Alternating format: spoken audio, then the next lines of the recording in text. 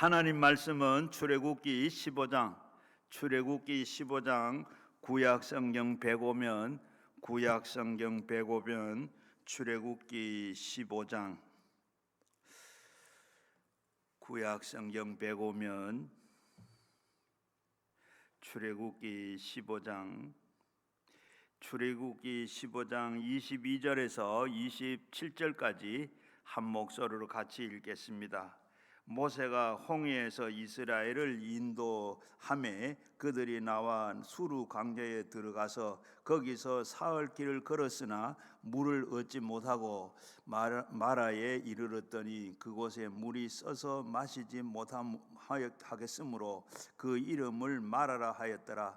백성이 모세에게 원망하여 이르되 우리가 무엇을 마실까 하매 모세가 여호와께 부르짖었더니 여호와께서 그에게 한 나무를 가리키시니 그의 물을 던지니 물이 달게 되었더라.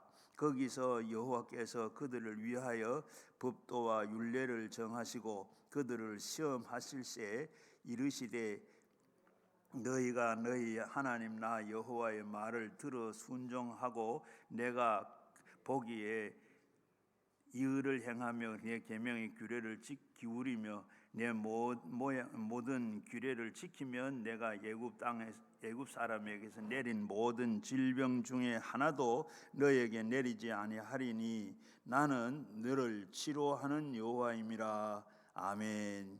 오늘 이 말씀 나누려고 그러는데 이 말씀 나눌 때 주님 만나시고 성령 받으시고 오늘도 샘물이 나고 오늘도 우리 모든 인생의 샘물이 나고 그리고 이 가져 나온 기도 제목이 다 응답되도록 우리 주여 3번 부르고 함께 기도하겠습니다. 오늘도 잘 오셨습니다. 오늘도 잘 오셔서 주님 다 만나시고 가지고 나온 기도 제목들이 다 응답되고 또 하나님께서 또 새해 하나님께서 우리 모두 복을 주시고 우리 주님 같이 하셔서 형통하는 삶이 꼭 되시기를 바랍니다. 우리가 병원에 가면 바로 의사 선생님이 우리에게 또 모든 것을 진찰하시고 우리에게 또 처방을 내려주십니다. 그걸 가지고 우리가 그대로 살면 건강하게 살 수가 있고 또 병난 곳이 고쳐지고 나아서 건강함을 입는 것 같이 오늘 이 시간에는 하나님의 처방전 하는 이런 제목으로 말씀을 생각해 보고자 합니다. 하나님께서 이 해 어떻게 살까? 우리가 하고 이 해를 새해를 맞으면서 벌써 오늘 10일이 지났지만은 어떻게 살까? 우리가 이렇게 생각한 하나님께서 이렇게 살아라. 꼭 우리에게 오늘도 이스라엘 백성들에게 주셨던 그 말씀을 오늘 우리에게 주시는데 그 말씀을 오늘도 잘 들어서 이 한 해 동안 승리하시고 복된 한 해가 되시기를 주의 이름으로 축원합니다. 과거에는 사람들이 이렇게 보면 다 돈하면 돈 모으는데 거기에 돈에 대한 관심이 많았어요. 그런데 언제부턴가 사람들이 돈보다는 더 건강에 관심을 가지고 사는 것 같아요. 우리나라만 그런 게 아니도 여러 군데 여행 가본 분들은 알겠지만은 뭐 어디 가도 아침 사람들이 운동하는 걸 많이 보게 돼요. 몸을 건강에 관심을 가지고 하는 걸 보게 돼.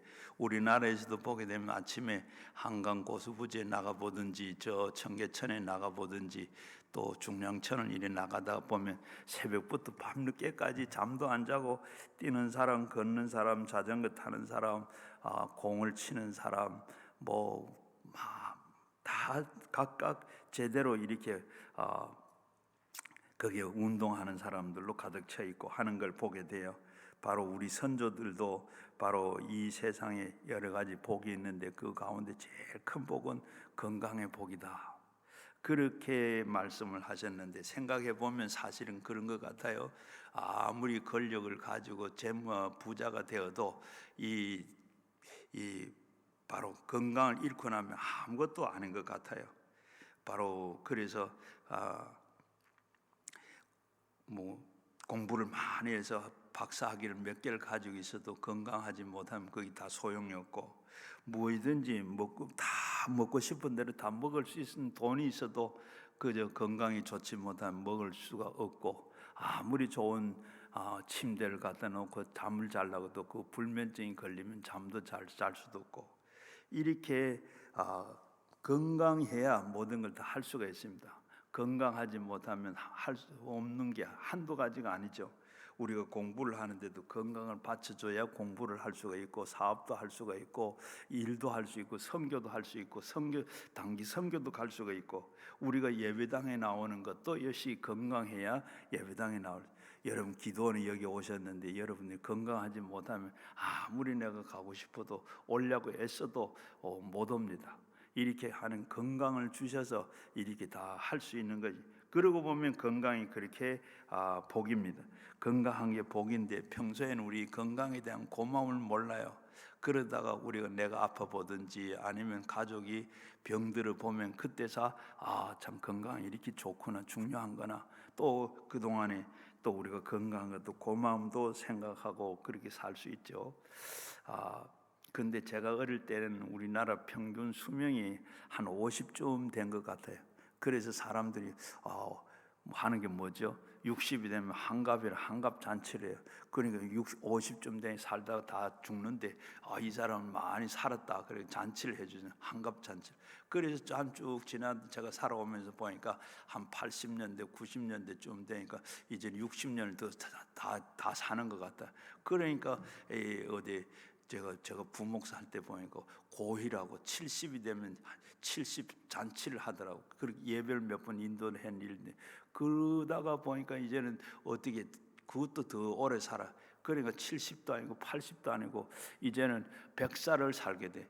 그러니까 100살을 살게 되는 시대가 됐는데, 그래 저도 99에 백수 예배를 목회할 때 예배를 몇 번 드려본 일이 있어요.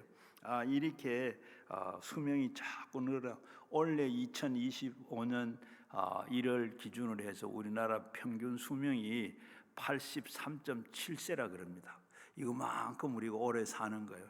이렇게 사는데 살 수가 있는데 이렇게 우리가 우리 건강하고 살고 있는 거 성경에 보면 하나님은 치유하시는 하나님이라고 말씀을 오늘 하고 있고, 하나님이 우리를 치유해 주셔서 이렇게 건강하게 오래 살게 되는 줄로 믿습니다. 바로 사도행전 4장 10절에 보면 너희는 모든 이스라엘 백성들을 알라. 너희는 십자가에서 못 박아 하나님의 죽은 자 가운데서 살리신 나사렛 예수 그리스도의 이름으로 이 사람이 건강하게 되어 너희 앞에 섰느니라고 했습니다. 예수님은 바로 우리 예수님 이름으로 사람이 건강하게 합니다. 예수님을 바라봐야 돼요.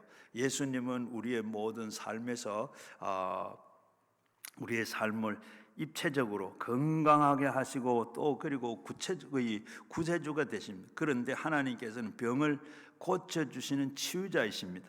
오늘도 나는 여호와는 치유하는 여호와다. 꼭 말씀하신 같이 모세를 통해서 하나님 분명하게 말씀을 하세요. 오늘 읽은 26절 말씀 다시 한번 보겠습니다. 너희가 너희 하나님 나 여호와의 말을 들어 순종하고 내가 보기에 의를 행하며 내 모든 계명에 귀를 기울이며 모든 규례에 지키며 내가 애굽 사람에게 내린 모든 질병 중에 하나도 너에게 내리지 아니하리니 나는 너희를 치료하는 여호와라. 바로 여기에 모든 질병 중에 하나도 내가 너희를 내리지 않겠다. 바로 하나님께서 우리에게 이렇게 처방을 하신 거예요. 바로 이스라엘 백성들에게 바로 애굽에 내린 그런 질병을 너희 중 하나도 내리지 않겠다. 여기 치료하는 라파라고 하는 바로 이 헬라 말은 바로 이 히브리 말로 라파라고 그러는데 의사라, 의원이라 이런 것을 가리킵니다. 나는 치료하는 여호와라, 나는 치료하는 의사라 하는 말씀에, 그 말씀에 순종하면 치료뿐만 아니고 우리의 환경까지도 하나님께서 다 치유를 해주십니다. 바로 애굽에 내린 재앙도 내리지 않겠다 약속을 하지. 애굽에 내린 그 재앙, 참 출애굽기 보게 되면 읽은 이 말씀 우리 보면 그 앞에 어떤 이 재앙을 내린, 열재앙을 내린 너무너무 무서운 재앙입니다. 그런데 그런 재앙을, 그런 우리의 질병도 하나도 내리지 않겠다 그렇게 약속했는데 한번 보세요. 이스라엘 백성들이 애굽에서 나와가지고 40년 동안 광야길을 가게 되는데, 그 광야길을 가는데 40년 동안에 그들이 입고 나온 의복 하나도 헤어지는 일이었고, 입은 발도 그렇게 많이 걷고 했는데도 자다가 걷고 날 그렇게 걸었는데도 그 발에 하나 부리키지, 신발 하나 떨어지는 일 없어요. 여러분, 여기에 이 애굽에서 나와서 광야길을 간 이스라엘 백성이 몇 명이라 그랬죠? 200만에서 300만을 추정을 합니다. 그러는데 200만이라고 치고도 한번 생각해요. 200만이 여러분 얼마가 되는지 감이 잡히세요? 우리나라 서울이 1000만이고, 바로 그 다음에 부산이 바로 이 340만이고, 그리고 인천이 280만이고, 대구가 118만, 그리고 200만 넘는 도시가 대구 밑으로는 다 광주도 뭐 전부 이렇게 다 많이 살지만 200만 안 되는 거예요. 대구 시민 대구시에 사는 사람들 다 2025년 1월로 기준을 했을 때 대구 사람들이 전부 다 이 광야로 나갔다, 이주를 했다. 그 많은 사람 한데, 거기 보면 이스라엘 백성이 나간 데는 아무것도 가진 거 없어요. 그냥 피난 보따리 하나 그저 밤중에 그냥 나가라, 그냥 다 나가는, 그저 가지고 있는 보물들 가지고 그저 다 나갔다 그러는. 그런데 200만이 사는다고 하면 200만을 생각. 그런데 그 사람들이 40년 동안 한 번도 아픈 사람도 없어. 오늘 너희 애굽에서 내는 그런 질병을 하나도 내리지 않겠다 약속한 대로 200만이 40년 동안 아팠다가 뭐 병원 갔다 하는 그런 말 하나도 없고, 굶었다 한 사람 하나도 없어. 옷이 입질을 못해서 얼어 죽었다 하는 사람도 없어. 전부 어때? 200만이 여러분 대구뿐만 아니라 지금 대도시에 한번 살아보. 거기에 얼마나 많은 것이 필요해서 사람들이 다 살아요. 하는데 거기에는 하나님께서 이렇게 40년 동안을 이 애굽에서 내렸던 그 재앙을 내리지도 않고, 질병 중에 하나도 주게 않겠다 약속한 대로 하나님께서 어마어마한 200만이 그냥 그들이 뭐 우리는 여 나오면서 참 물병 가지고 나오고 다 그러는데, 여러분 이 물병 가지고 나간 물병도 없어, 물도 어디 없어요. 그리고 그들은 그냥 입은 그대로 나가 40년을 그대로 하나님께서 그들에게 목마를 때 물을 주시고, 또 아침에 그대로 아침 저녁 뭐 그냥 하나님께서 만나를 내려주셔서 다 먹고 이렇게 살도록 해주셨어요.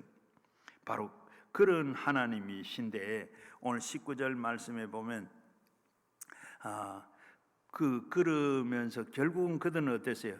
하나님을 떠났다 그러면, 말씀대로 살지 않았으면 결국은 그들은 다 죽고 말았을 것입니다. 그러나 하나님의 말씀에 순종하는 사는 길은 하나님 말씀에 순종하는 길밖에 없어요. 마태복음 9장 12절을 보게 되면, 여호와 하나님은 의사가 되셔서 우리의 모든 병을 고치시는 이심이라고 했습니다. 우리 주님은 바로 하나님, 여호와 하나님은 의사이시고, 그리고 누가복음 5장 31절에도 보게 되면 예수님 말씀하시고, 건강한 자에게는 의원이 쓸데없고 병든 자에게만 의사가 쓸데있다. 그리고 32절에 보게 되면, 의인을 부르러 온 것이 아니고 죄인을 부르러 회개시키려 왔다. 예수님은 건강하지 않는 사람에게 건강을 주시기 위해서, 치유하기 위해서 오셨다. 마태복음 8장 14절에서 16절을 보게 되면, 예수님께서 안식일 날 회당에서 말씀을 가르치고 병자들을 고치시고, 그리고 베드로의 집에 초청을 받아서 가셨는데, 베드로의 장모가 마침 열병을 앓아 누워있어요. 그때 예수님께서 손으로 만지시니 열병이 떠나가고 여인이 수종 들었더라. 그리고 베드로의 장모가 열병을 앓아 누워있다가 예수님이 가서 고쳐주셨어요. 그리고 예수님이 베드로의 집에 머무르신다는 소식을 듣고, 바로 동네에 있는 사람들이 다 귀신 들린 자를 많이, 16절에 보면 많이 와서 말씀으로 고치시고, 그리고 모든 각색 병자들을 다 고치시더라. 예수님이 이렇게 다 병든 자를 다 고치시는, 마태복음 9장 35절에 보면 예수님께서 이 세상에 오신 사역들이 있는데 그 중에 사역들은 몇 가지냐? 우리가 잘 아는 대로 먼저는 예수님께서는 이제 말씀을 가르치시고, 그리고 말씀을 가르치시고 또 말씀을 선포하시고, 그리고 이 병든 자를 고치시는 이 세 가지 사역을 주로 하셨습니다. 복음서, 사복음서에 보게 되면 3774개의 구절로 이렇게 구성이 되어 있는데, 그 가운데 484구절이 바로 우리의 육신의 건강과 정신의 건강을 위해서 이렇게 치유했던 것으로 말씀이 기록이 되어 있어요. 그리고 더욱 인상적인 것은 복음서 안에 나타나는 이 총 1257개의 절 가운데 이 대화체로 485개 절이 38.5%가 예수님 치유 사역에 관련된 말씀으로 이렇게 쓰여 있어요. 그리고 우리의 생각으로는 이상적인 교회가 어떤 교회죠? 우리가 생각하는 교회 하면 교회는 어떤 이상적인 교회일까? 바로 우리가 생각하는 교회는 배부리 성숙하고 거룩한 성인들이 모인 곳이다, 이렇게 우리가 보통 생각하는데, 그러나 예수님은 이상적인 교회를 예수님은 어떻게 보고 계세요? 예수님이 보시는 이상적인 교회는 죄인들이 모인 곳이에요. 바로 죄인들이 모인 곳. 그래서 사람들이 왜 교회를 보고 이렇게 실망을 합니까? 교회가 바로 천국을 기대하기 때문에 그래요. 그러나 이상적인 교회는 천국이 아니라 병원입니다. 바로 거기만 바로 거만하고 교만하고 이기적이고 혈기 부리고 담배, 술, 그리고 이 노름으로 중독된 사람들이 모여서 하나님의 사랑 가운데 변화를 받아가 치료의 장소가 바로 이상적인 교회입니다. 교회는 병원이기 때문에 치료의 역사가 일어나야 됩니다. 어떻게 하면 교회가 치료하고 치료받는 병원 분위기로 바뀔 수 있겠습니까? 치료의 역사가 언제든지 말씀을 통해서, 교회를 통해서 일어나야 돼요. 그런데 상처를 치유하고 상처를 싸매어 주어야 할 이 교회에서도 사람들이 상처를 받고, 그리고 이 교회를 떠나거나 교회를 등지는 일들이 많이 있습니다. 그리고 무슨 교회에 또 목사가, 장로가 스캔들이 터지면 그 인터넷 올라서 비판하기 좋아하고, 그리고 이 재성에 붙잡혀 있는 사람들이 벌떼처럼 달려들어서 정죄하고 이 악랄한 비난을, 댓글을 홍수가 이룹니다. 왜 이렇게 됩니까? 이런 경우를 우리가 긍정적으로 생각해 볼 때 우리가 가진 교회에 대한 지나친 이상적인 기대 때문이 아닌가 싶습니다. 교회가 앞에서 말씀드린 대로 우리가 생각하는 교회는 아주 이상적인 교회가 아주 성숙하고 그리고 거룩한 성인들이 모이는 교회라, 이렇게 천국과 같이 생각을 하니까 그래야 돼요. 이것은 잘못된 우리 이 교회관 때문에 바로 이런 교회가 문제가 생기면 놀라고 이렇게 비판하고 이렇게 하게 되는 것. 우리의 가장 이상적인 교회라 말할 때마다 초대 교회를 생각해요. 이상적인 교회는 아주 초대 교회, 예루살렘 교회는 에베소 교회를 우리는 들어서 또 초대 교회를 들어서 이상적인 교회라 그럽니다. 이상적인 교회에서는 이런 여러 가지 문제들이 있었을까요? 없었을까요? 초대 교회에서 거짓말쟁이들이 있었을까요? 없었을까요? 에베소서 4장 25절 말씀에 보면 그런즉 거짓을 버리고 각각 이웃과 더불어 참된 것을 말하라. 이걸 보게 되면 어떻게 해요? 거짓을 버리고 각각 이웃에 더불어서 참된 것을 말하라. 거짓말을 했는 있다는 얘기. 그리고 이 28절 말씀에도 도적질하는 자는 다시 도적질하지 말고, 교인들 가운데도 도적질하는 사람이 있었다는 거예요. 그 초대교회에도 그런 게 있었다는 거예요. 그리고 29절에도 보게 되면 무릇 더러운 말하는 너희 말은 너희 입 밖에도 내지 마라. 이런 것이 초대교회에 있으니까, 그러니까 심지어는 교인들 가운데서 더러운 말을 하는 사람도 있었기 때문에 이 더러운 말 입에서도 내지 마라. 오늘 우리가 보면 이 초대교회는 파벌이 있었을까요, 없었을까요? 자, 파벌이 있었습니다. 파벌이 있었는데 어떻게, 고린도 교회는 보게 되면 고린도에 네 파가 있었죠. 바로 고린도전서 1장 2절 이하에 보게 되면 바울파가 있었고, 아볼로파가 있었고, 이 게바파가 있었고, 그리스도파가 있었어요. 바울을 따르는 사람들이 있고,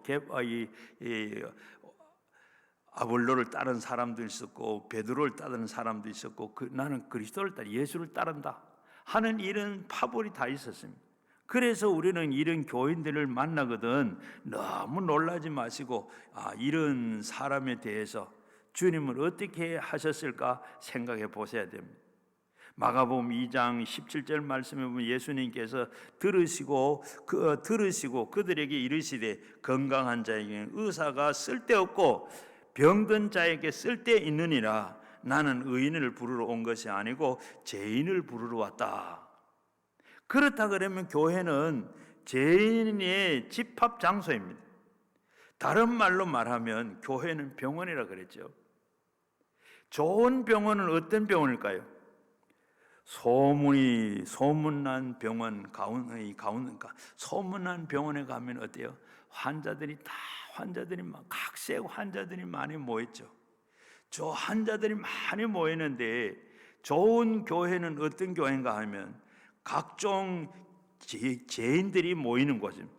각종 병든 사람들이 모인 병원같이 교회도 그렇게 여러 병자들이, 교회에 그런 사람들이 모였다, 이렇게 생각하시면 돼요. 그렇다고 해서 좋은 병원이라는 것은 병자들만 많이 모이는 곳입니까? 곳에서는 안 되죠. 반드시 거기에는 할 소식이 있어야 됩니다. 뭐라 그래요? 그 병은, 좋은 병은 어떻게, 환자들이 많이 모여가지고 거기에 어떻게 다 병이 고쳐졌다, 낫는 일이 있어야 되고, 고쳐지는 이런 소문이 있어야 돼요.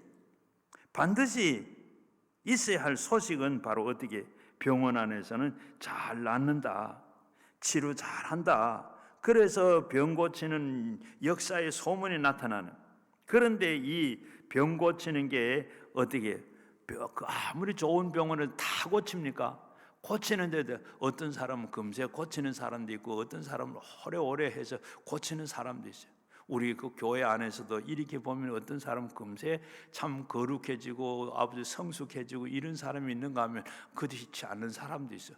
그런 사람 볼 때, 병원에서 어떻게 바로 고치지 못하고 오래 치료받는 사람처럼 이렇게 아마 치료가 오래 걸리는구나, 이렇게 생각하고 우리는 그렇게 봐야 됩니다. 그런데 우리가 병 고치는 게 바로 그러하듯이 중요한 것은 바로 이것입니다. 이런 병자와 같은 사람들을 찾아왔을 때 그들에 대해서 어떻게 대하느냐, 교회에 이런 사람이 왔을 때 우리는 어떻게 대하느냐, 그것은 바로 주님이 보이신 모범을 우리가 따라야 돼요. 예수님은 사람들을 보시는 그 방식으로, 사람이 보는 방식으로 우리도 사람을 보아야 됩니다. 예수님은 세리를 바로 레위 안에 이 전도할 때 마태를 보았는데, 이 마태가 하나님의 선물이라는 뜻입니다. 하나님의 선물처럼 소중한 존재가 되어야 됩니다. 사람에 대한 편견과 선입견을 넘어서 바로 예수님은 편견 없이 다 받아주었습니다.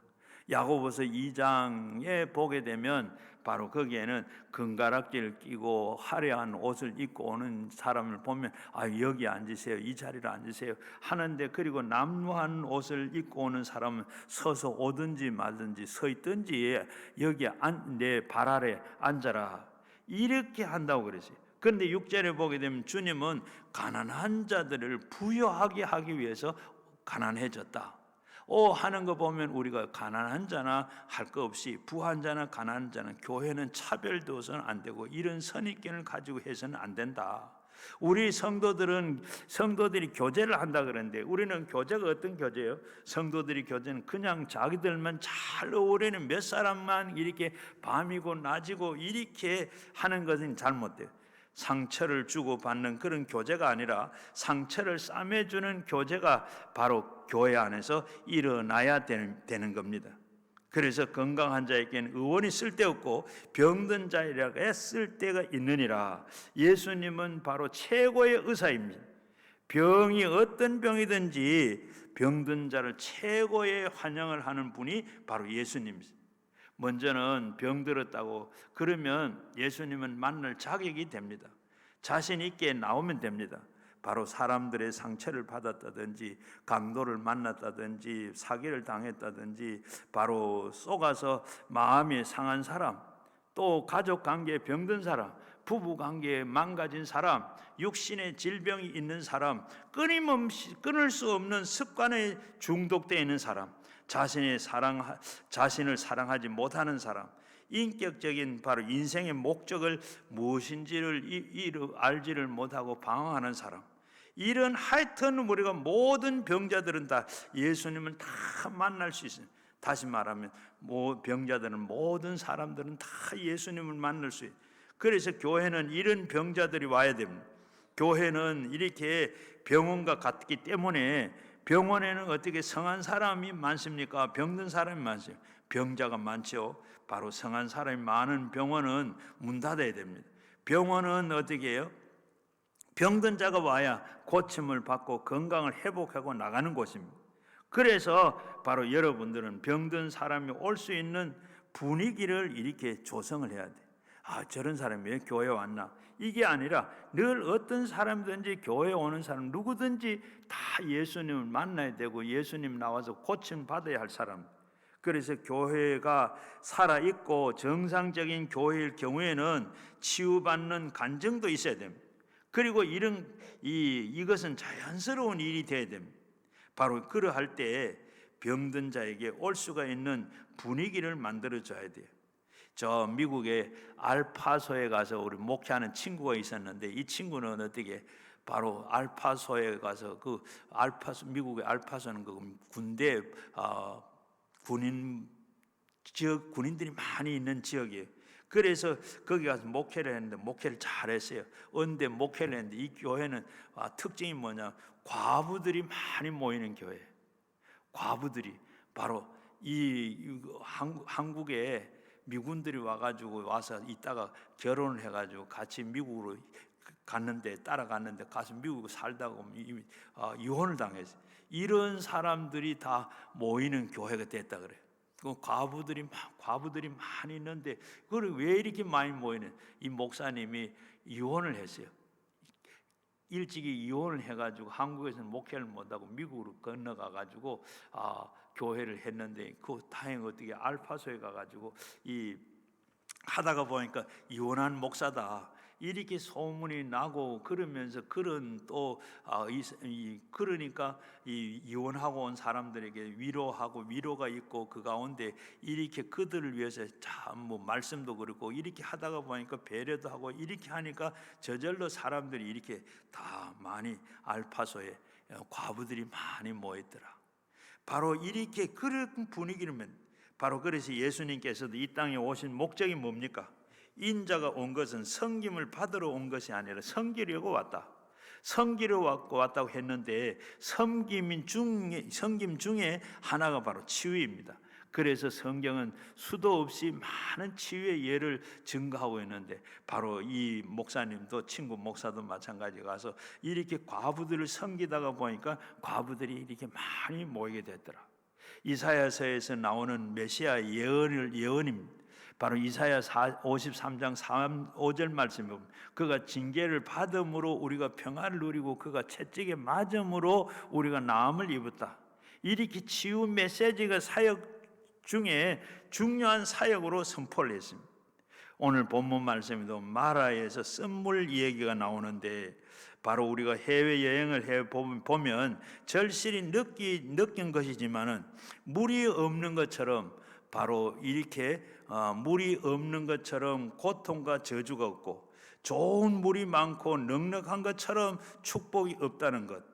그런데 아무리 물이 많아도 먹을 수 없는 쓴물이라 그러면 소용이 없는 것입니다.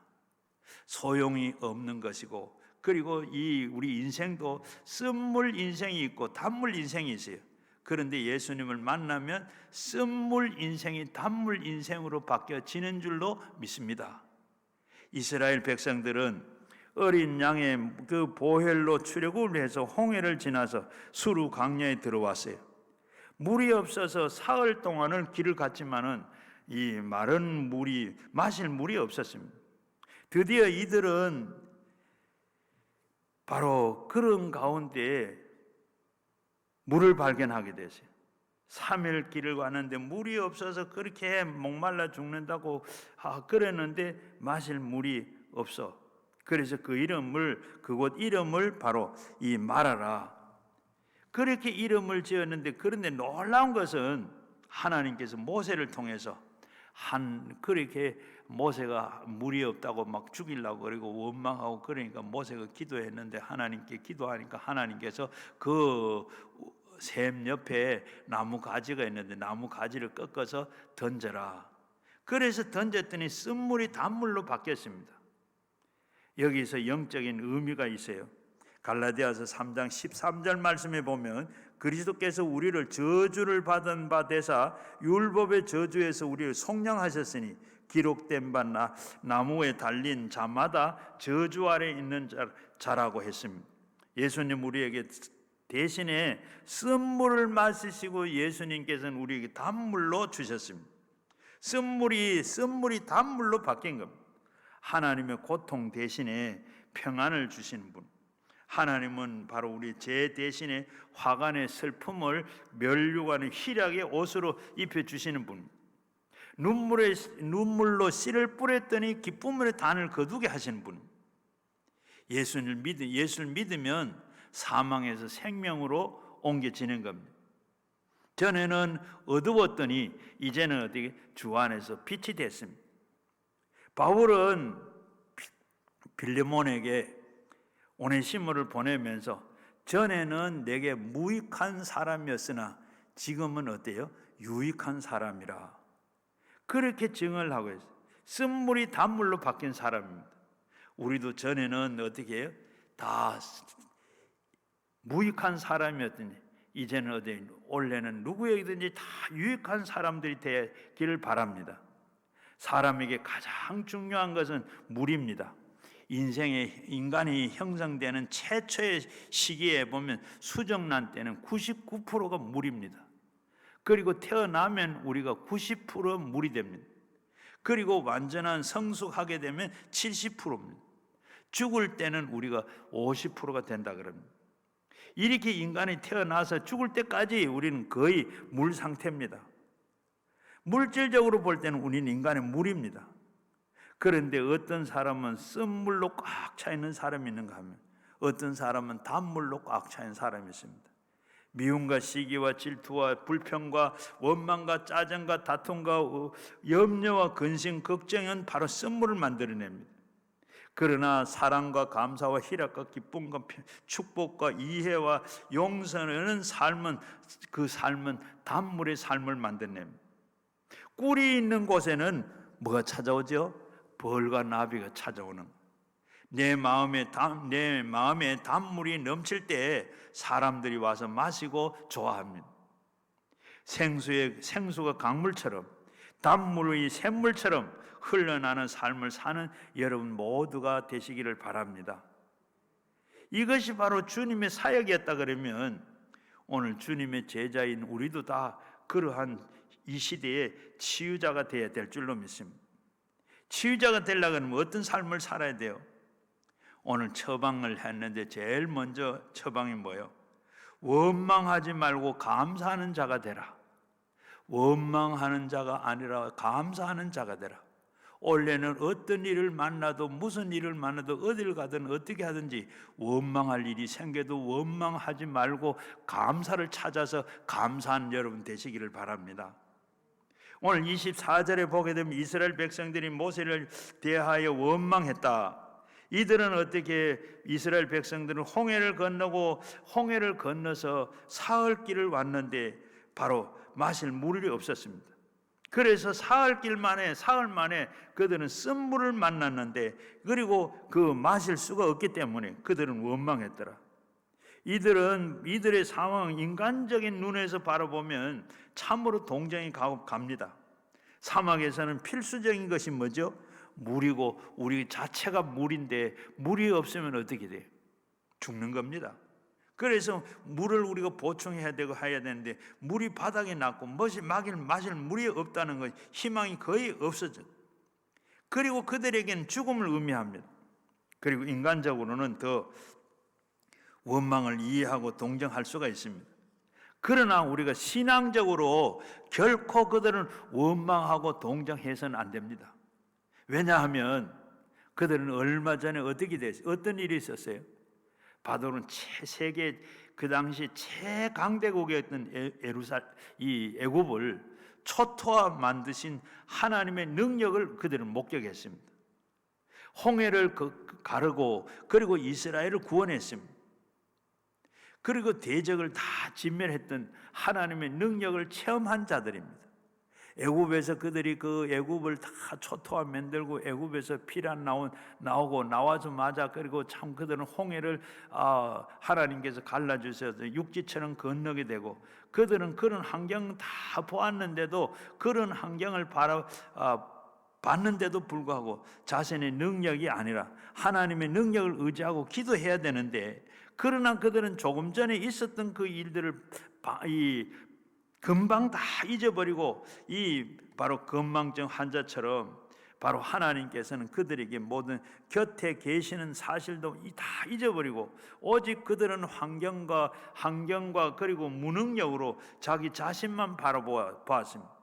그렇습니다. 그러고 하나님을 바라보기 전에 먼저 우리는 환경을 바라보기 때문에 뭐예요? 원망하게 되는 겁니다. 그러므로 건강하려고 그러거든 우리가 믿음으로 긍정적인 생각과 감사한 삶을 살아야 돼요.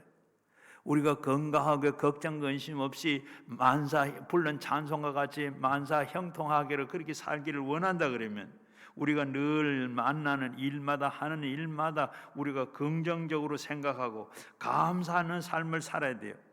의사들이 병의 80%가 모두 스트레스의 원인이라고 말합니다. 최근 의학에 가장 활발하게 연구되는 그 분야가 뇌의학, 바로 뇌의 뇌파와 그리고 이 뇌 호르몬을 대한 연구가 활발해졌습니다. 뇌파라 그러면 우리 몸에는 전기가 흐르고 뇌에도 전기가 흘러요. 우리 전기줄을 만지면 어떻게 해요? 바로 전기가 우리 몸에 탁 들어와서 튀거나 그러죠. 그런데 나무 막대기는 아무리 전봇대 갖다 붙여도 전기를 흐르지 않아요.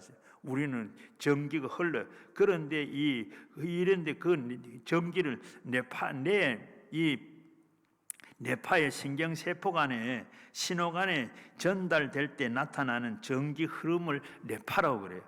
그런데 이 기술이 발달되면서 뇌파 사이클을 아주 이 그래프로 확인을 해가지고 이 건강 측정을 이렇게 하는데 아주 중요한 자료가 된다 그래요. 그런데 그 자료에 통해 보면 연구한 결과 스트레스가 건강하는데 얼마나 나쁜 영향을 주는가 하면 발견하게 되는데 이 스트레스를 받으면 뇌는 바로 이걸 방어를 하기 위해서 우리 몸에 저절로 스테로이드 호르몬이 생긴다 그럽니다. 이 호르몬이 분비가 된다는 사실을 알게 돼요.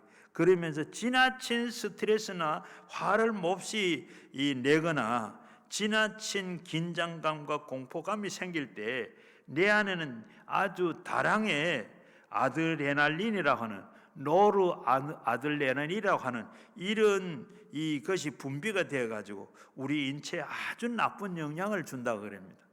그런데 엘머 케이지 박사는 이거 우리가 사람이 호흡하는데요, 이 호흡 액체를 냉각을 시켰더니 바로 색깔이 이렇게 보이더랍니다. 먼저는 화를 많이 냈을 때는 바로 밤색이 되고, 슬플 때는 회색이 되고, 그리고 좋을 때 기뻐하고 할 때는 청색이 되더라. 그런데 화를 계속 내고 있으면 몸에 많은 독소가 이렇게 발생해서 온몸에 다 퍼지게 된다. 그 독소가 80명 정도의 사람을 죽일 수 있는 효력을 가진 이런 독소가 됐다. 그래서 우리가 화를 계속 내고 우리가 이렇게 되게 되면 그 독이 우리 몸 안에 생기게 되고 우리 건강이 어떻게 되겠습니까? 반대로 항상 긍정적인 삶을, 그리고 항상 즐겁게 웃으며 사는 사람에게는 이 뇌는 바로 이 엔돌핀, 모르핀이 분비가 돼서 건강을 증진시킨다 그럽니다. 우리나라의 이 국내에 최근 이 국내에서 웃음 치료에 미치는 효과에 대해서 잇따른 실험을 많이 했는데, 바로 이 스트레스를 많이 받으면 자연 우리가 이 살상 세포의 숫자가 많이 이렇게 숫자가 줄어든다 그래요. 그 대신에 많이 웃고 즐겁게 이렇게 생각하고 감사하고 이렇게 하다가 보면 이 자연 살상 세포 활동성이 아주 현저하게 증가되더라 하는 그래서 면역력이 높아지더라. 북한과 중국과 러시아 이렇게 가보면 그 사람들은, 특히 이북 사람, 더 웃음이 없어요. 아프리카에 가보면 아프리카 사람들은 아주 잘 웃습니다. 아주 단순해. 조금만 뭐 얘기해도 그냥 깔깔깔깔 웃고 막 그래요. 그걸 보면서 역시 아마 웃음이 이렇게 참 약이구나 하는 생각도 돼요. 일찍이 우리 성경에도 보면 잠언 17장 22절을 보게 되면 마음의 즐거움은 양약이라도 심령의 근심은 뼈를 마르게 한다. 한번 따라 할까요? 마음의 즐거움은 양약이라도 심령의 근심은 뼈를 마르게 한다. 어떻게 살아야 되겠어요? 바로 우리가 즐겁게 살면 그게 보약이 되고, 우리가 심령의 근심을 하게 되면 그게 뼈를 마르게 한다. 뼈를 마르게 하면 우리 몸이 어떻게 되겠어요? 이 백화사전에 보니까 우리 몸이 206개의 뼈가 구성되어 있다 그럽니다. 뼈 대부분이 있는 뼈에는 골수에서 조혈작용을 하기 때문에 인과 칼슘과 무기물질이 우리 뼛속에 이게 다 이렇게 저장되어 있다가 공급해서 창고 역할을 하는데, 이걸 바로 우리가 그게 에너지가 돼가지고 우리가 병도 안 걸리고 건강하게 되는 거예요. 그러면 그런 반면에 우리의 마음의 즐거움은 양약이라고 말씀을 했는데, 바로 성경은 우리에게 가르쳐주는 건강의 방법은 긍정적인 삶과 항상 감사하는 삶을 사는 겁니다. 우리가 건강하게 사는 바로 항상 긍정적이고 감사하는 삶을 살아야 된다. 우리가 살다가 보게 되면 감정이 상할 때도 있어요. 또 우리는 화를 낼 때도 있어요. 도무지 용서하고 싶은 마음이 있을 때도 있어요. 그리고 용서할 마음이 없을 때도 있는데, 에베소서 4장 26절 27절을 보게 되면 분을 내어도 죄를 짓지 말며, 분을 내고 화가 나더라도 죄를 짓지 말고, 해가 지도록 분을 품지 말고, 해가 지도록 분을 품지 말고, 오랫동안 이 분을 품지 말고. 왜 그러냐? 마귀의 틈 타지 못하게 그렇게 하라 그랬습니다. 분을 낼 수도 있고 계속해서 품고 내도 품고 계속 품고 있지 마라. 계속 분을 품고 있다 그러면 마귀가 틈을 탄다. 병마가 자리를 잡기 시작을 하게 되면 결국 내 건강은 엄청난 손해를 보게 됩니다. 또 그런가 하면 기도도 하지 못하게 되고 기도를 할 수도 없습니다. 불만의 삶이나 감정의 삶은, 감사의 삶은 이렇게 따라서 건강이 완전히 달라집니다. 건강하게 이렇게 감사하게 사느냐, 불만을 가지고 원망하고 사느냐, 우리 사는 데 따라서 우리의 삶의 건강이 이렇게 달라지는 거예요. 성경 감사하는 자가 되라고 말씀했습니다. 감사는 바로 그래서 성경은 항상 범사에 감사하라 그랬어요. 감사하는 감사의 바탕은 바로 뭐죠? 믿음입니다. 믿음이 있어야 감사할 수 있습니다. 믿음이 없으면 감사할 수가 없습니다. 감사의 문을 여는 열쇠는 바로 믿음입니다. 감사할 수 있는 마음이 생기고 감사할 수 있는 것은 바로 믿음이 있을 때. 그래서 사도 바울은 넘치는 감사 앞에 굳센 믿음을 전제를 하고 있습니다. 그럼 우리는 믿음이 무엇으로 말합니까? 다시 한번 말씀드리면 권면의 귀를 기울여 보시면 골로새서 2장 6절 7절에 보면 그러므로 너희는 그리스도의 주로 받았으니 그 안에서 행하시는 안에 뿌리를 박으며 세움을 받아 교훈을 받은 대로 믿음에 굳게 서서 감사해라. 믿음에 굳게 서서 감사하라 그랬어요. 여러분들이 하나님을 믿고 그리고 의지하면 어떠한 어려움 조건이 언제나 긍정적인 마음에 감사한 마음으로 활짝 웃고 사시기를 바랍니다. 그럴 때 우리 마음속에 하나님은 반드시 자연적인 치료의 역사를 강하게 나타낼 줄로 믿으시기를 바랍니다. 원망하지 말고 살기를 바랍니다. 이해는 원망하지 말고 감사하고 긍정적인 뭐든지 좋은 것만 생각하고 좋은 생각으로 하는 여러분 되기를 바랍니다. 두 번째 우리 처방이 뭐죠? 원망 대신에 기도할 줄 아는 자가 되라. 원망하는 대신에 기도하는 자가 되라. 한번 따라할까요? 원망 대신에 기도할 줄 아는 자가 되라. 물이 써서 마시지 못하자 수만 명이 어떻게 사람들이 일제히 모세를 원망합니다. 쓴 물을 보고 원망을 한다는 것은 이미 그들 마음속에 뭐요? 쓴 물로 가득 차 있기 때문입니다. 히브리서 12장 15절 말씀에 보면 쓴 뿌리가 원망이라고 했습니다. 수만 명이 원망할 때 쓴 물을 단물로 바뀌어졌어요? 바뀌어지지 않았습니다. 기도할 때 모세가 기도할 때 바뀌어졌습니다. 24절에 보게 된 백성이 모세에게 대하여 원망하여 이르되 우리가 무엇을 마실까 하며 모세가 25절에 보면 여호와께 부르짖었더니 여호와께서 그의 한 나무를 가리키니 그가 바로 물에 던짐에 물이 달게 되었더라. 원망할 때 단물로 된 것이 아니고 기도할 때 하나님께서 그 나무를 꺾어서 바로 물에 던지면 단물이 된다. 마라가 만나서 마라에서 만나면 원망을 하지 마세요. 여러분 원래 살면서 마라를 만났을 때 원망하지 말고 절망하고 원망하지만 오히려 뭐예요? 하면 어떻게 멸망합니다. 고린도전서 10장 10절 말씀에 원망은 백해무익한 거다. 서로가 우리가 상처를 줄 뿐이고 사람들을 원망하고 하지 말고 하나님께 부르짖어 기도하시길 바랍니다. 기도할 때 하나님께서 해결 방법을 제시해 줍니다.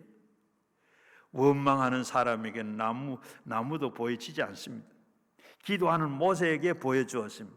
모세가 배은망덕한 이스라엘 백성들이 자기들을 원망할 때 함께 원망하지 아니하고 모세는 그저 기도했습니다. 그저 기도했더라.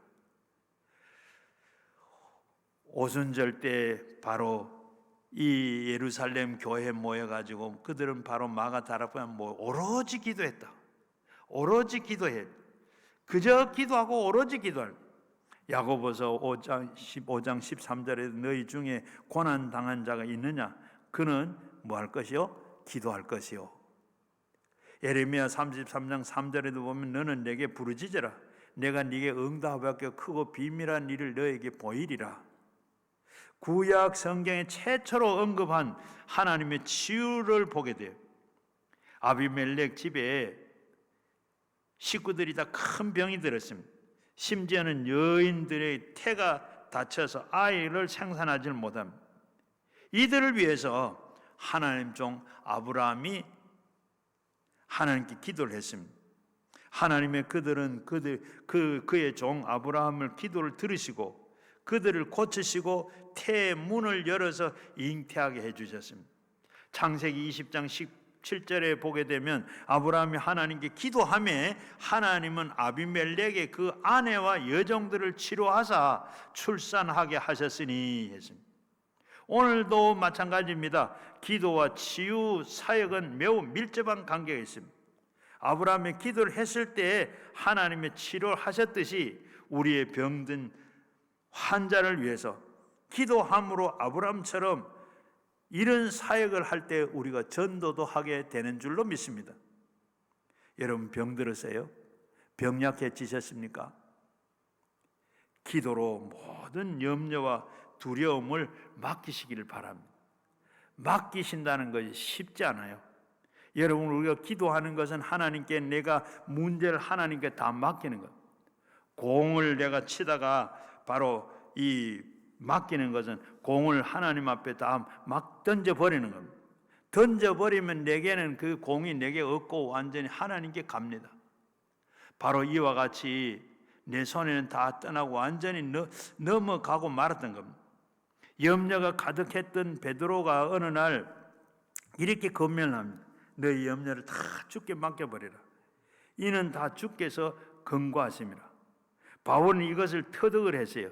빌립보서 4장 6절에서 7절을 보게 되면 아무것도 염려하지 말고 다만 모든 것을 기도와 간구로 너희 구할 것을 감사함으로 하나님께 아뢰라. 그리하면 모든 지각이 뛰어난 하나님께서 평강의 하나님, 지각이 뛰어난 평강의 하나님이 그리스도 예수 안에서 너희에게 마음과 생각을 지키시니라. 아무것도 모든 일에 하는 이 말 속에는 내가 당장 죽는 일이 죽을 병이 들어도 내가 내일 당장 사업이 망한다 할지라도 근심하거나 두려워해서는 안 된다는 거예요. 아무것도 모든 것 모든 일에 우리는 다 이렇게 바울은 이걸 다 터득을 하고 이렇게 말씀을 한 거예요. 그러니까 우리가 연약한 인생을 어떻게 근심과 두려움을 하지 않고 살 수 있겠습니까? 그런데 주님은 무조건 근심하거나 두려워하지 말라는 것이 아니고 해결 방법을 가르쳐 주시고 계시는데 그것이 뭐죠? 근심이나 두려움이 생기거든 그 시간에 뭐예요? 기도해라. 기도로 맡기라는 겁니다. 어린아이가 학교에서 놀다가 그냥 공을 찼는데 유리창을 왕창 깨져 버렸어요. 그래서 선생님이 야단치면 당장 너 유리를 갈아 끼워 넣어라. 그런데 이 아이가 갈아 끼워 넣을 재간이 어떻게 있습니까? 선생님이 야단을 맞았어요. 그렇게 집에 돌아왔습니다. 엄청난 일을 했어요. 그리고 어떻게 해야 되지? 그럴 때 매를 맞아도 야단을 맞아도 아버지 어머니에게 내가 이렇게 참 하다가 유리창을 왕창 깼는데 선생님 당장 갈아 넣으라 그러는데 어떻게 해야 되죠? 그러면 부모님들이 그래 하고도 부모님들 다 갈아 넣어주잖아요. 그런데 내가 그걸 하지 않냐고 내가 밤새도록 이거 어떻게 하지? 이거 유리창 깨 안 넣으라 하는데 어떻게 하지? 이렇게 염려만 하고 걱정만 하고 있으면 어떻게 돼요? 밤잠도 자지 못하고 했는데 일이 해결이 됩니까? 오히려 내가 그렇게 하면 부모님들이 나중에 알면 어떻게 이놈아 어떻게 참 아버지를 이렇게 못된 아버지를 이렇게 만들었느냐 그렇게 했을 것입니다. 그런데 예수님은 요한복음 14장 1절 말씀에 아무것도 마음에 근심하지 말고 하나님을 믿으니 또 나를 믿으라 하고 난 다음에 13절 말씀에 내 이름으로 무엇이든지 구하든지 내가 행하리라. 내 아버지로 하여금 아들로 인하여 영광을 받으시게 됐더라. 바로 이 아들이 아버지께 그냥 얘기함으로 나쁜 아버지라 아니라 하고 바로 아버지가 참 아버지로서 할 일이 있구나 이렇게 영광을 받게 한다고 했습니다. 여러분 우리가 무슨 염려가 만드시지 말고 근심이 생기거든 당장 어떻게 망할 것 같으나 그 망하지 않습니다. 하나님 두려워하지 마시고 대신 아버지에게 맡기라 그랬습니다. 근심, 걱정, 두려움을 다 하려고 맡기라. 기도하는 것이 큰 능력입니다. 커먼스 윌슨이라는 분이 아침에 출근을 했는데 책상에 보니까 이 회고 통지서가 있어요. 그걸 보니까 바로 해고를 당했는데 어떻게 자, 일한다고 열심히 했는데 이유도 없이 해고를 했으니까 사장을 찾아가세요. 사장, 내가 열심히 일한다고 했는데 왜 이렇게 저를 해고시킵니까? 아무 말도 안 해요. 그래서 뭐 통보를 받았으니까 할 수 해고됐어. 그래서 나와가지고 그냥 이곳저곳 다니면서 직장을 찾으려 해본 직장을 찾지를 못했어요. 얼마나 방황하다가 집에 돌아왔는데, 그리고 그 부인 보고 이렇게 여보 내가 이제 다 할 것 다 해봤는데 이제 할 것 아무것도 없고 난 자살해야 돼. 그거밖에 할 게 없어. 그러니까 부인이 바로 정색을 하면서 다 해봤다 그러는데 한 가지 하지 않은 거 있어요. 뭔데? 기도 안 했어. 이 말에 바로 이 윌슨이 정신이 번쩍 들어가지고 같이 그렇게 하나님 앞에 부부가 같이 손을 잡고 기도를 했어요. 기도를 막 하다가 보니까 어떻게 그동안에 사장이 해고시키는 거, 그 동료들이 자기를 또 이렇게 충동해서 하는 거, 이런 거 다 생각, 미운 마음과 원수를 갚아도 원망하는 마음이 생겼는데 이 마음이 싹 없어지는 거예요. 그러면서 살아야지, 뭘 해야지 하면서 기도를 하고 그러는데 생각나는 게 어떻게 이 집을 담보를 해가지고 조그만한 집이라도 짓는 건축을 해야 되겠다. 그래가지고 집을 담보를 해가지고 그걸 가지고 집을 짓어요. 조그만한 집을 짓는데 어떤 사람이 와가지고 이 집 지어가지고 팔 거 아니냐고. 그래 팔 거라 그러니까 바로 다 집도 안 짓는데 이렇게 다 내가 그러면서 이 집 짓돌라 그러면서 얼마 받아야 되느냐. 바로 집을 짓기 전에 다 짓지도 않아서 집 팔려졌어요. 이렇게 자꾸 하다가 보니까 잘 되는 건축 회사가 됐어요. 건축 회사가 되면서 그러면서 돈도 좀 모아지고, 그래서 내가 이제는 호텔 경영을 해봐야 되겠다. 호텔을 지었어요. 호텔을 지으면서, 그리고 이 호텔을 지으면서 하나에 가지고 안 되고 이걸 체인을 해야 되겠다. 그래서 미국의 여러 지역에 바로 호텔을 지었어요. 체인을 만들고, 그리고 이제 이게 잘 돼가지고 세계적인 호텔이 됐어요. 우리나라에도 이 체인이 있습니다. 바로 할리데이 호텔이라고. 이 호텔은 어떤 특징이 있는데 자기가 왜 이 호텔업을 했나 하면 바로 그 전에 출장을 가보면 좋은 호텔은 비싸서 들어가기 힘들고, 또 너무 싼 데는 너무 후집해가지고 이 시설이 안 좋고, 그래서 적당한 돈을 내가지고 이런 호텔을 지어야 되겠다. 그래서 이 할덴 호텔은 바로 거기는 카지노도 없고 술집도 없고 이렇게 바로 잠만 자는 아주 싸고 좋은 이런 호텔을 지었어요. 여러분, 이렇게 이 괴로움과 억울함이 하나님 앞에 나오면 우리는 그 해답이 있습니다. 억울한 일 당하고 괴로운 일 당하고 이러할 때 하나님 앞에 나오면 해답이 있어요. 더 큰 축복을 기다리고 있습니다. 기도하면 전혀 생각하지 못하는 기적적인 방법으로 역사하셔서 단물로 바꿔주시는 줄로 믿습니다. 이런 변화의 축복이 함께하기를 바랍니다. 그리고 세 번째는 바로 이 원망 대신에 순종할 줄 아는 사람이 되라. 따라 하십시오. 원망 대신에 순종하는 사람이 되라. 세 번째 처방이 바로 그럽니다. 바로 원래는 원망 대신에 순종할 줄 아는 사람이 되기를 바랍니다.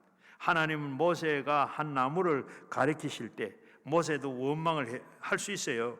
아니, 하나님 지금 때가 이게 어느 때인데 이런 수가 있습니까? 지금 당장 모든 사람들이 지금 나를 원망해서 죽이려고 그러는데 나무 가지를 던지라니 말해나 됩니까? 어떻게 합리적이고 확실한 그것을 해결책을 보여주셔야죠.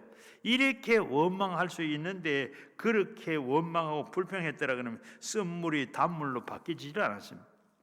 단물로 바뀌는 것은 기도할 때입니다. 말씀을 순종할 때 일어납니다. 기도하고 순종하지 않으면 단물이 안 됩니다. 기도하고 받은 성령의 감동이 있어야 돼요. 순종하시기를 바랍니다. 그때 가감하지도 말고 순종해야 돼요. 단물이 기적이 일어나게 됩니다. 24절 말씀에 보면 모세가 모세에 대해서 원망하여 이르되 우리가 무엇을 마실까 하며 모세는 여호와께 부르짖어 바로 그리고 한 나무를 가리키시니 그 나무를 물에 던지니 물이 달게 되었더라. 거기에서 여호와께서 그에게 위하여 법도와 율례를 정하시고 그것을 시험할세 이르시되 너희는 이 모든 여호와 하나님의 말씀을 들어서 순종하고 나의 보기에는 의를 행하고 내 계명을 기회를 기울이라. 내 모든 규례를 지키면 네가 애굽 사람들 내린 질병 중에 하나도 너에게 내리지 아니하겠다. 나는 너희를 치료하는 여호와라. 하나님의 모세의 말씀을 통해서 이스라엘 백성들은 이렇게 테스트 하시고 순종을 요구하셨습니다. 예수님은 첫 기적이 어떤 기적이죠? 가나 혼인 잔치집의 기적입니다. 물을 가지고 기적을 베푸는 사건이죠. 물이 포도주로 바뀌는 사건입니다. 마치 쓴물을 단물로 바꾸는 것과 같습니다. 예수님의 어머니 마리아가 혼인집에 갔는데 마침 그 집에 잔치 중에 포도주가 떨어졌습니다. 이 큰일 났어요. 살 수도 없고 만들 수도 없고. 그렇게 했을 때 예수님께 이 문제를 어떻게 해야 되겠느냐, 예수님께 말씀을 드렸더니 예수님께서는 아직 때가 안 됐습니다. 그렇게 하시니까 이 마리아는 바로 하인들 보고 그저 예수님 무슨 말씀을 하든지 그대로 해라. 요한복음 2장 5절 말씀에 그 어머니가 하인들에게 이르되 너희는 무슨 말을 하시든지 그대로 하라고 말씀을 했어요. 그런데 예수님께서는 그 다음 하인들을 보고 말씀하시기로 바로 저 결례통에 물을 갖다 채워라. 6개의 결례통에다 물을 다 채웠습니다. 다 채워나니까 예수님께서는 또 그 물을 가지고 어떻게 발 씻는 그 물을 가지고 혼인 잔치집에 떠주라 그럽니다. 그런데 제자들은 어떻게 했어요? 바로 이 하인들은 어떻게 이성에 맞지도 않고 경험에 맞지도 않지만은 그대로 했을 때 기적이 일어났습니다. 세상에 제일 맛 좋은 포도주를 만들어진 겁니다. 연회장과 손님들은 맛이 있다고 했지만 그것이 어떻게 돼서 그렇게 된지를 모릅니다. 아는 자는 그저 거기에 하인들이 심부름한 하인들만 안다고 했습니다. 요한복음 2장 9절 말씀에 연회장은 물을 댄 포도주를 맛보고 어디서 났는지 알지 못하나 물떠온 하인들은 알더라. 물떠온 하인들은 알더라. 순종하는 자만이 아는 맛입니다. 바로 우리 기독교는 체험의 종교인데 이렇게 체험해봐야 우리가 산 믿음이 됩니다. 순종할 때 단물이 단물로 바뀌어졌습니다. 나만 장군도 나병이 들었습니다. 그래서 자기 여하인이 우리 저 이스라엘의 선지자 엘리사를 만나면 고칠 것인데 그 말을 듣고 이 나만 장군이 이스라엘의 이 엘리사를 찾아갑니다. 찾아가는데 엘리사가 뭐라 그래요? 저 요단강에 가서 7번 목욕을 해라. 그러면 깨끗하게 나설 것이다. 그런데 목욕을 할 것 같으면 어디 아람 나라에서 더 좋은 물에서 목욕을 하지.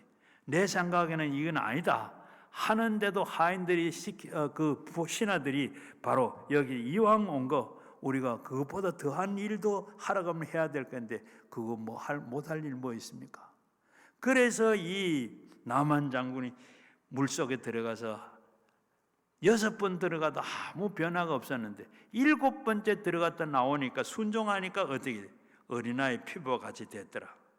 베드로도 기적을 체험할 때 그렇습니다. 베드로가 밤새도록 고기를 잡았지만은 늘 일상 호수에서 고기를 잡았던 사람이지만은 그날은 고기 한 마리 구경도 못했어요. 아침이 돼서 예수님께서 오셔서 그 물 씻는 베드로를 보고 저 깊은 데 가서 그 물을 내리라. 베드로는 이성의 상식에 경험에 맞지 않지만 말씀에 의해서 내가 순종합니다. 말씀에 의해서 순종했더니 어떻게 그 물이 찢어지고 2배 고기가 잠길 정도로 잡히는 이런 기적을 경험을 했습니다.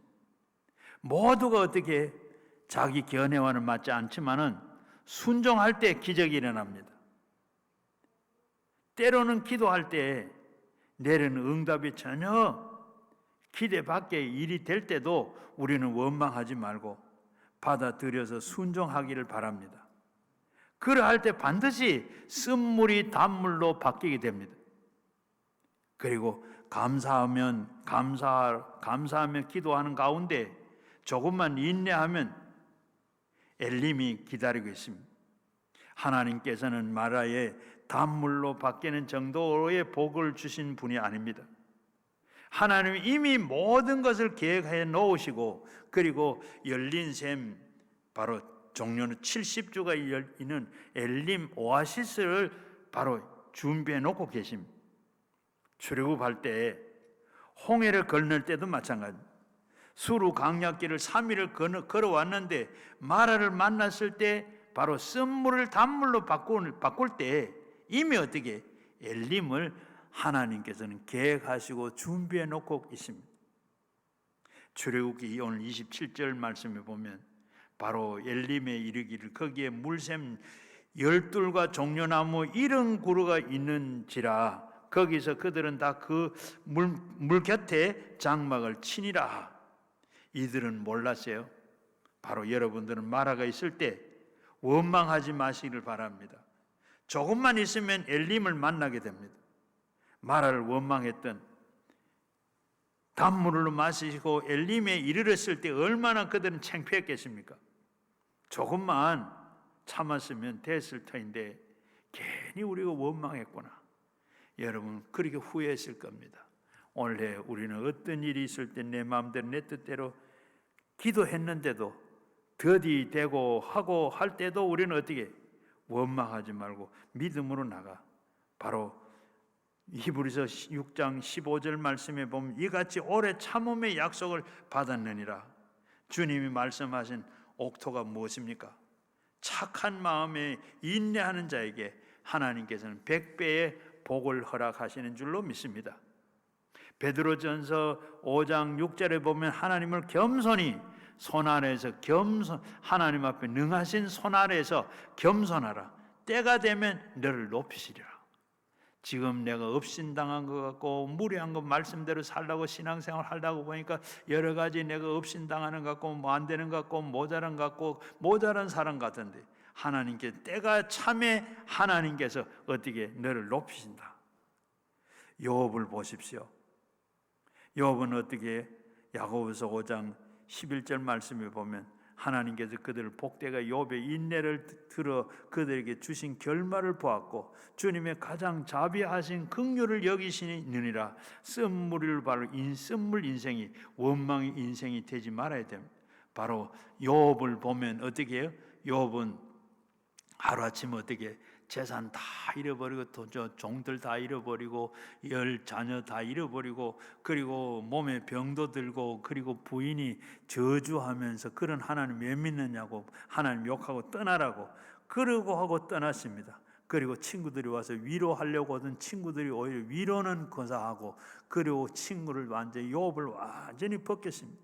그런데 욥은 그들을 아무도 누구 원망하지 아니하고 주신 이가 여호와 하나님이시고 주셨다가 취하신 이가 여호와 하나님인데 그저 하나님 앞에 감사합니다.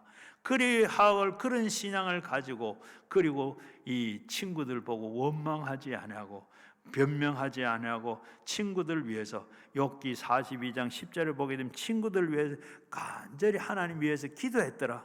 하나님께서 감동을 받아가지고 하나님께서 그 모년에 복을 주었습니다. 어떤 복을 주었어요? 욥기 42장 16절 말씀에 보면 욥이 140년을 사시고 그리고 아들과 4대를 보고 그리고 나이가 늙어서 나이가 차서 죽었더라. 하나님께서 이렇게 하나님 원망하지 아니하고 이렇게 하나님 앞에 순종하고 믿음으로 살았던 욥의 이렇게 마지막 결말을 이렇게 하나님께서 그의 갑절에 복을 주시고 모년에 복을 주었습니다. 여러분 이제 특히 예수 믿는 사람은 단물과 쓴물로 함께 내는 사람이 되어서는 안 되고 하나님을 찬양하면서 형제를 원망하는 자가 되어서는 안 되고 원망하지 말고 감사함으로 쓴물을 단물로 바꾸시는 여러분 되기를 바랍니다. 원망 대신에 간절한 기도함으로 쓴물을 단물로 바꿉니다. 원망 대신에 순종함으로 쓴물을 단물로 바꾸시기를 바랍니다. 말씀에 철저히 순종하시기를 바랍니다. 그리고 조금만 기다리시면 단물의 역사가 일어나게 돼요. 지금도 쓴물을 마셔 죽어가는 자를 심령의 십자가의 나무를 던져서 예수의 단물로, 성령의 단물로 살아야 합니다. 누구든지 바로 인생은 반드시 마라를 지나게 됩니다. 그러나 바로 감사하며 기도하며 순종하며 사는 자에게는 주님께서는 엘림의 은혜가 예비되어 있는 줄로 믿고 사시기를 바랍니다. 원래 우리 앞에 마라가 온다 할지라도 마라 뒤에는 뭐가 있어요? 엘림이 기다리고 준비해 놓고 계신다. 우리가 생각하지 못하는 이런 기적의 삶이 우리 원래 삶이 되기를 주의 이름으로 축원합니다. 이제 우리 말씀을 생각하면서 가지고 나온 기도 제목과 함께 우리 주여 3번 부르시고 함께 기도합니다. 주여